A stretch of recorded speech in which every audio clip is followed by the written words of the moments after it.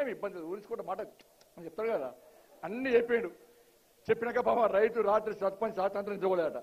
3 రోజులు అబ్బా కేసీఆర్ ఎప్పుడొస్తాడో, చికెన్ పెట్టాలి మటన్ పెట్టాలి, నా ఊరు మొత్తం మార్చేస్తాడు అనుకున్నాడు. వచ్చిందానా? వచ్చిండు.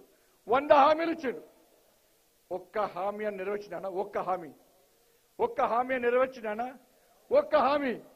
ఇలా వాసాల మరి పోయి ఆ సర్పంచ్ ఇంట్లో పాపం తిండి తిని ఊరోతో కలిసి భోజనం చేసి కాళ్ళకూర షోర్బా మొత్తం బోటి చికెన్ మటన్ అన్ని తిన్న కేసీఆర్ ఇలా లాపత్తా లేకుండా పోయి కనీసం వాసాల మరిలో కనీసం ఇచ్చిన ఏ ఒక్క హామీని నిలబెట్టుకోలేని మూర్ఖుడు రాష్ట్ర ముఖ్యమంత్రి.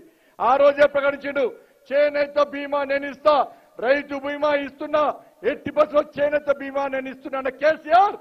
ఇప్పుడు కూడా చేనేత బీమాను అమలు చేయకపోగా ఈ రోజు భారతీయ జనతా పార్టీ ఈ యాదాద్రి భువనగిరి జిల్లాలో బహిరంగ సభ ఏర్పాటు చేసి ఎట్టి బస్సులో చేనేత బీమా విషయంలో మా ఆందోళన ప్రకటిస్తామని చెప్పి భారతీయ జనతా పార్టీ చెప్పిన తర్వాత, భారతీయ జనతా పార్టీ వార్నింగ్ ఇచ్చిన తర్వాత నిన్నకు నిన్న చేనేత బీమాను అమలు చేస్తామంటే రాష్ట్ర ముఖ్యమంత్రికి నేను సవాల్ చేస్తున్నా. నువ్వు సంవత్సరం క్రితం చేనేత బీమాను ప్రకటించినవు. చెప్పు రాష్ట్ర ముఖ్యమంత్రి, ఈ సంవత్సర కాలంలో అనేక మంది చేనేత కార్మికులు నీ పూర్ఖత్వ పాలన వల్ల, నీ చేతగాని పాలన వల్ల అనేక మంది చేనేత కార్మికులు మరణించారు. ఎంతమందికి వచ్చిందన్న చేనేత బీమా? ఒక్కసారి చెప్పుడన్నా, ఎంతమందికి ఇచ్చిందన్న రాష్ట్ర ముఖ్యమంత్రి?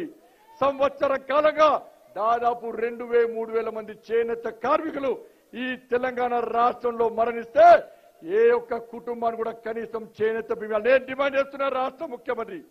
నువ్వు పోయిన సంవత్సరం చేనేత బీమాను ప్రకటించినావు.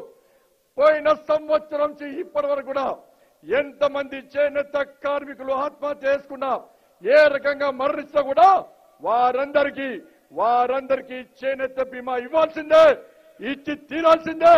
నువ్వు ఇచ్చే వరకు కూడా భారతీయ జనతా పార్టీ నిన్ను వదిలిపెట్టదు. ఈ రోజు భారతీయ జనతా పార్టీ వార్నింగ్ భయపడి నువ్వు మళ్ళా చేనేత బీమాను స్టార్ట్ చేస్తా అంటే ఊరుకునే ప్రసక్తి లేదు.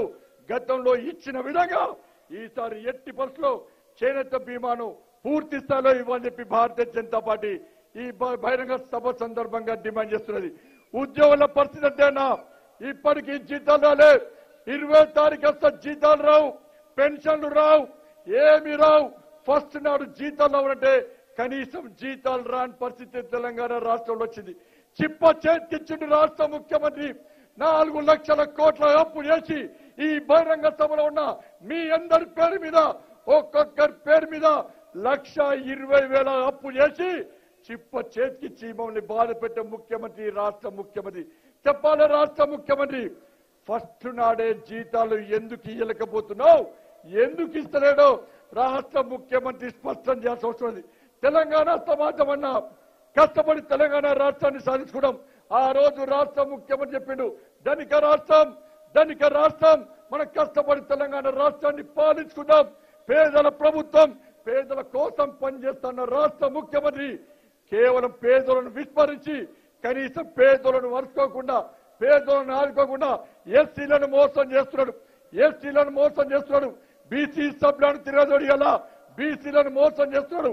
అగ్రవర్ణాల్లో పేదలకు రిజర్వేషన్ ఇవ్వకుండా, ఈడబ్ల్యూఎస్ రిజర్వేషన్ అమలు చేయకుండా అగ్రవర్ణాల్లో పేదలను ఇబ్బంది పెడుతున్నాడు, ముఖ్యంగా ఎస్టీ సమాజం.